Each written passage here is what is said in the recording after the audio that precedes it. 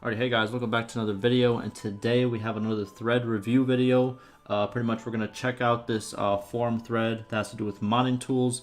There are a couple of dev replies that I do want to focus on. We're going to read some of the player replies as well, but mainly focus on the dev replies and get some more info in terms of modding tools.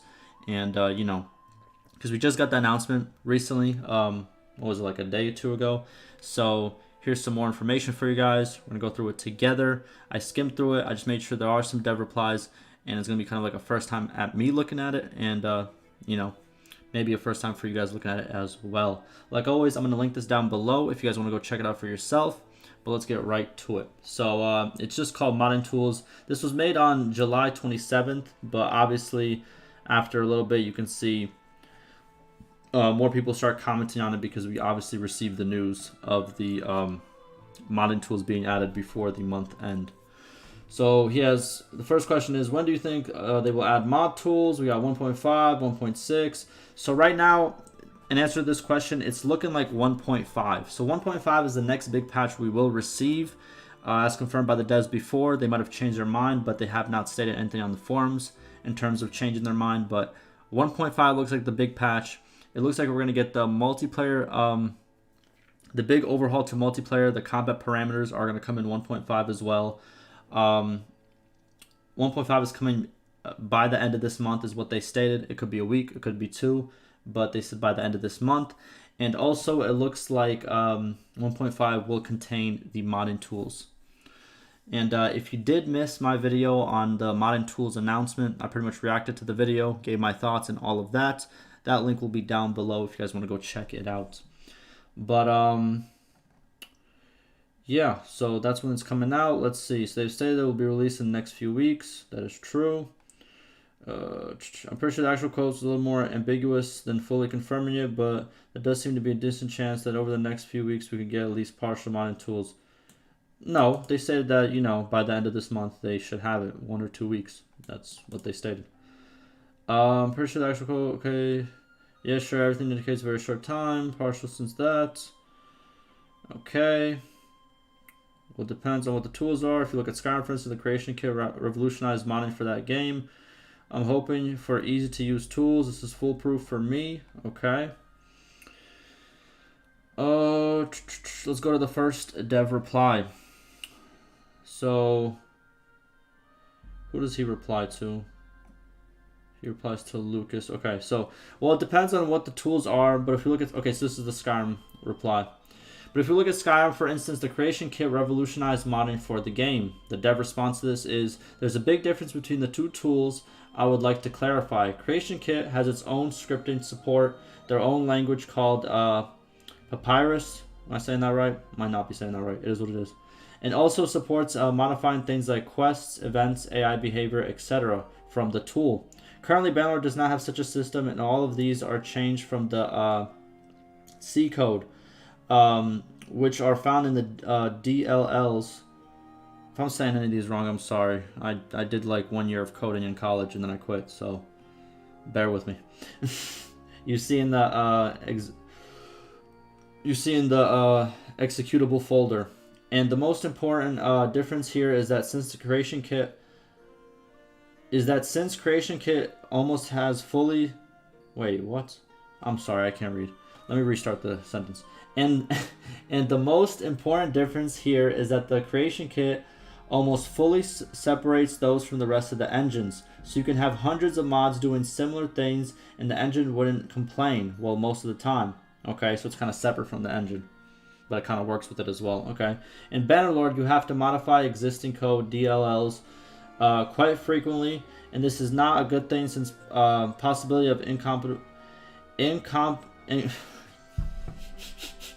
I'm sorry.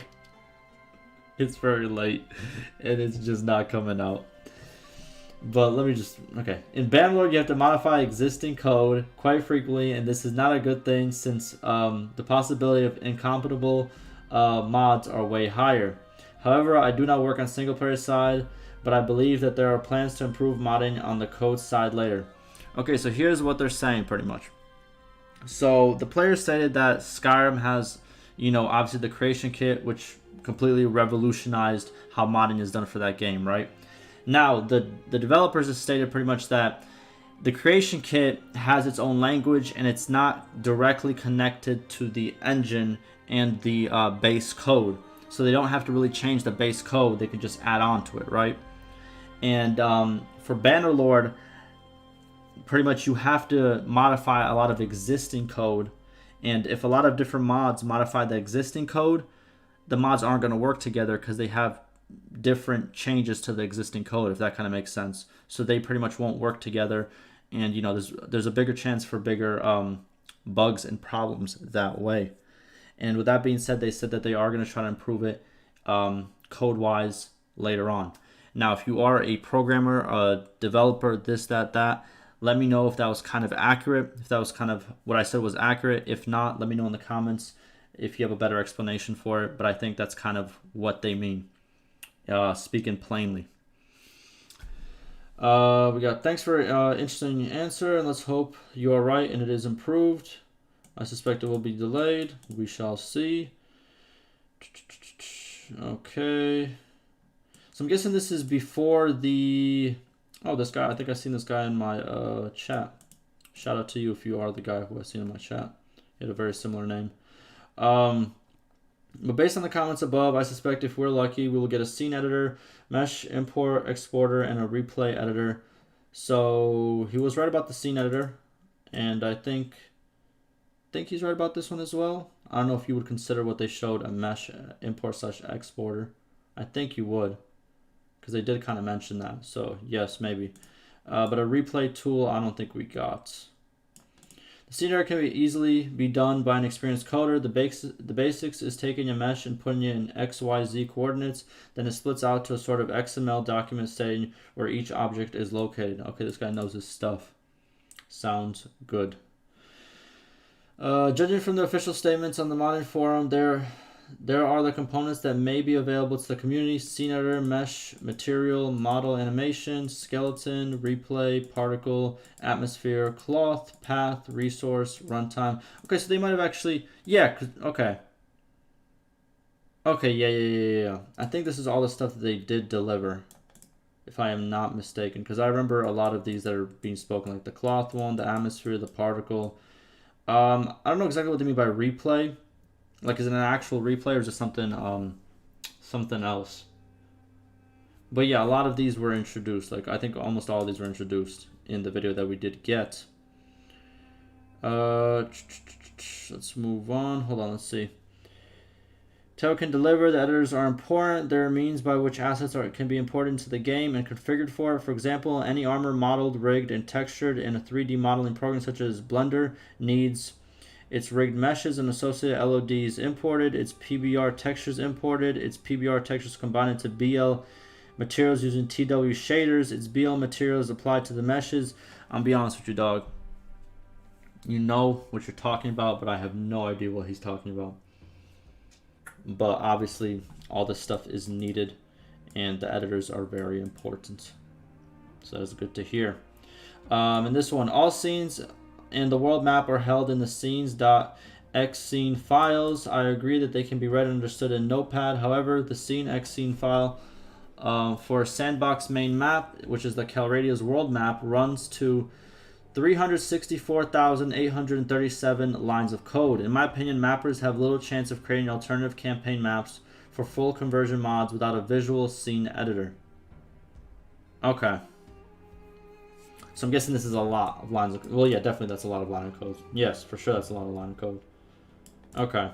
So he's pretty much saying that, in his opinion, mappers kind of need the editor to really make those full conversion mods, or they're going to have to do that much lines of code, which is probably not the best thing to do, right?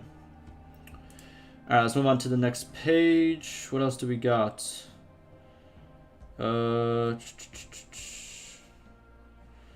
Meant to say, just for the battle scenes and smaller stuff, any experienced coder would add and visual interface. The only problem I see is time.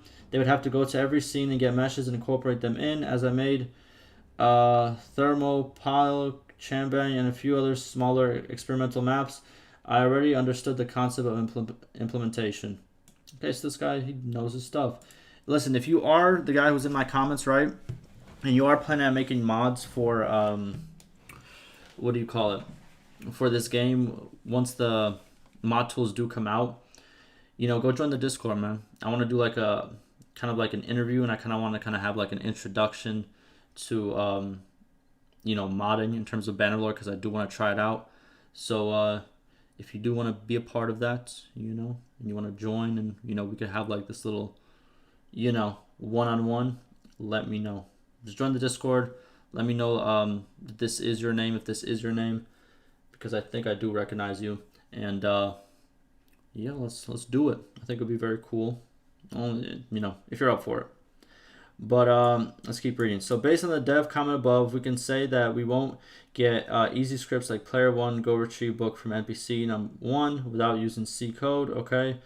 Scene, mesh material, model skeleton, boom, boom, boom, editors should be no problem, as it's something they use for implementation. I understand that they use third-party 3D software, but the mod tool should at least have an import-export function, so in case it's not straightforward, experienced people can at least use their 3D software, their own 3D software. Definitely the path editor. We don't need AI not be able to move around. The rest I would say is extra icing on the cake. Okay, cool. And boom, this is when it was implemented, I'm guessing, right? So this is all the talk before the development update video. So now we have that out. Now let's see what the other replies are. When you say replay editor, do you mean like the Total War series where you can save and then rewatch a battle as a spectator? Because that would be much appreciated, since we all probably miss out when wielding large armies but choosing to fight in the thick of it. That's exactly it. The video on this tool seemed to show the ability to make cool shots using the tools, but even in its most basic form, it would be greatly appreciated. It's really annoying to play a battle, try to take a shot and dislike the shot, replay the battle, and try again. I agree. I think it would be a very good addition to the game. We got at Calum. If I'm saying this wrong, just at C. Okay, you guys keep saying that I say his name wrong. It is what it is. Sorry for adding you, but I just watched the new dev video, and I wonder, will modders be allowed to create their own battlefields for single player and attach them to specific places on the world map, so players won't find themselves in the forest while they meet their enemy on the plain terrain with no trees on the world map? Okay. I'm not 100% sure, but my first thought, and bear in mind that I am not a modder, is that we do this with scenes for settlements. So couldn't this be achieved by doing a hack job using invisible entities or something? Okay, so he's asking the question, but this, but that is just me sharing my thoughts out loud. Maybe you could let us know. And he's adding another dev. So this guy's a community manager, so he's obviously not a developer. But let's see. Do we have a community manager? I'm also gonna read this. This looks very promising. Oh yeah, this looks promising. But here's the actual developer, and he's gonna tell us more. So Modin can make battle scenes and define their terrain properties, and the campaign system will check what are the terrain features in the map, and will launch a matching map. Okay. There's no specific scene for a specific location in the map apart from settlements. Okay, so they do change, because obviously the terrain changes also. If you think about like when it snows, or like when it's wintertime, a lot more of the map is covered in snow, and when it's summertime, a lot more of the map is covered in grass, so obviously different things. So like they stated before here that the campaign system, it checks what terrain features are next to where the battle's taking place, and then they will launch a map for the fight that matches those terrain features. And what is this real quick? But we won't find out until we get our hands on the scene editor, I think. The game already picks maps based on their locations, so just look at the code. We should be able to figure out how it works. TLDR, yes, modders will be able to create scenes with specific terrain, which should be prioritized when picking maps. Worst case, modders change the following code to change map selection. Okay, so he says it is possible, and we have a lot of code. A lot of code. Jesus. Very, very cool.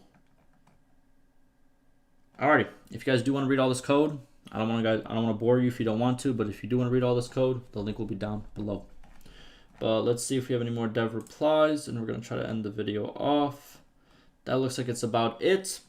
Hopefully we got some, hopefully this was informative. You know, ask me any questions, any concerns. And, but by the way, before I do end this video, I did just start a Patreon, and it's nothing crazy. I'm not asking for 50, 100. It's nothing crazy. It's just, I'm pretty much using it for like basic support. And like I said before making this, I said this on my Discord.